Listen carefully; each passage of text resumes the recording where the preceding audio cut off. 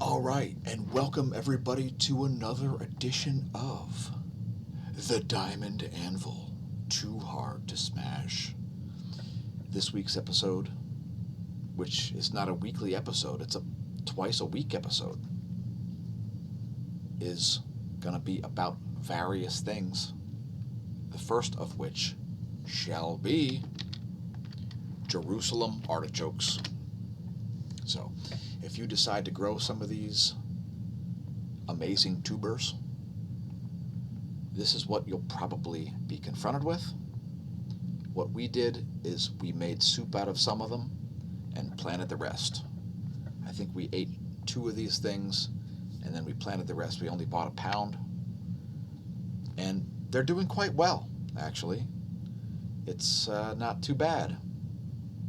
So Jerusalem artichokes is the first order of business.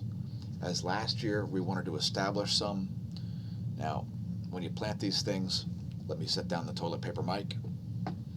When you plant these things, they're supposed to be quite deep. I think it's 15 inches depth, and you should mulch when you first put them in. When they grow, they look like straggly sunflowers. But little do most people know that there is some tuber goodness hiding underneath there. One of the complaints you may hear is that it causes gas, and indeed, I suppose it does. But the trick is to harvest them after the first frost, and you won't have to worry about that then. So let's just look at some more images here. Here's what a crop of these things will look like. There you go. Those are the sunflower-like appendages, and then, again, you get these tubers. They look a lot like, a little like ginger and various other root vegetables, root tubers. So you can store them well, and part of the reason we're talking about this is because, shout out to Diamond and Oppenheimer Ranch Project, that was, his recommendation was the reason that we planted these. So we've put them in, one is in a fairly arid spot, and one plantation is in a fairly arid spot, one plantation is in a fairly a slightly moister spot. But the nice thing about these Jerusalem artichokes is that they grow well in all kinds of different harsh environments. So they deal well, especially with extreme cold. It's a plant that's indigenous to places like eastern Canada, where it's very harsh, and you can have all kinds of weird soil variations like salinity, aridity, extreme cold, even extreme moistness. So it's cultivated widely as temperate zone tubers, and they are pretty tasty. And we had a pretty rough year last year because these things are they are susceptible to things like white-tailed deer. So we're putting up some rudimentary fencing, and it's kind of like a minimalist fencing, and we're going to try to feature some of that on the channel at some point. Jerusalem artichokes, and apparently they're a very voracious plant. So we've established we've got about 8 plants, I think, that are growing now this year again, and it is recommended that you dig these up each year and remulch, but we mulched very heavily last year and had a bad yield. So the tops kept getting bitten off by deer, and they never really flowered. So we're going to see if we can put up some minimalist style fencing to allow these things to grow more like what you see down there, down in that photo there in the lower left. Young plants in a garden, that's what we want to see right there. Because these things are just coming up now, and so we've got to weed around there and so on. And we'll put mulch, and we're going to plant some companion plants too. I'm not exactly sure what. Probably some herbs. I'm not exactly sure what the appropriate choices are for that. But yeah, Jerusalem artichokes. Next, I'd like to briefly talk about economics with a quote from Bernie Sanders. So the senator from Vermont can be quoted as stating that we don't necessarily need the choice of 27 different underarm spray deodorants or of 18 different pairs of sneakers while children are hungry in this country.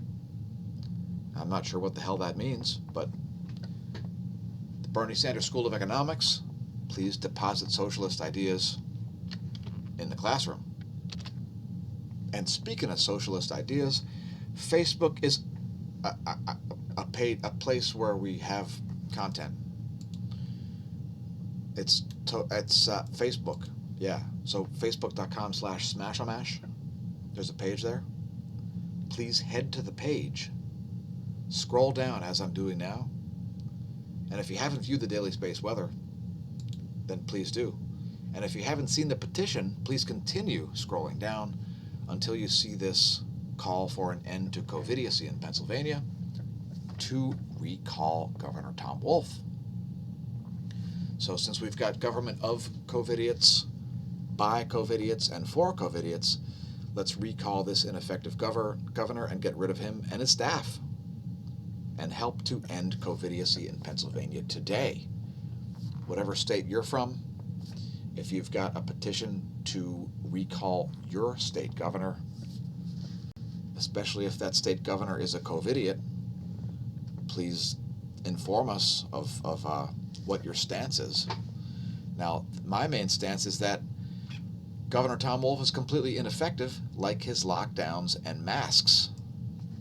So the lockdowns and masks are effective at one thing: shutting down the economy. If you've got a government out there claiming that you're not essential, hopefully we won't have to essentially inform them any further about the essence of government. And let's talk about the essence of government. It is for the government to work for you and not for you to work for the government. Let's read the petition, which we've recently put up on Facebook, Twitter, and all over the internet on minds.com/smAsho. Please share it on your social media. Tom Wolf is unqualified to be the governor of Pennsylvania. He and his staff have demonstrated a lack of understanding of science and the government's limited powers. A pandemic made it clear. Tom Wolf and his physician general, Dr. Rachel Levine, have harmed the Commonwealth with ineffective, destructive measures which are well beyond the scope of government intervention.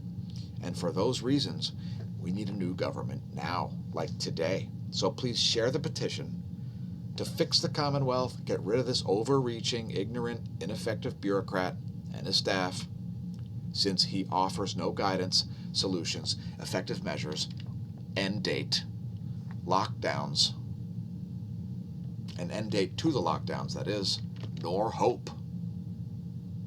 And in terms of hope, we hope he's gone ASAP, despite it being his final term. And let's talk about being scared and spooked and frightened and horrified, pardon the sarcasm, about that. By the way, if it's room temperature where you are,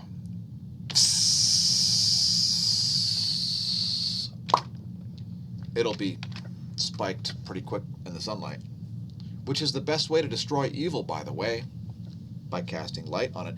Connecticut senator claims COVID-19 pandemic has killed 70 million Americans, nearly 20% of the population, apparently. Let's take a look. It may be a hilarious typo. Chris Murphy states, in the middle of a pandemic that's killed 70 million Americans, a normal president would try to expand health insurance. Uh-oh.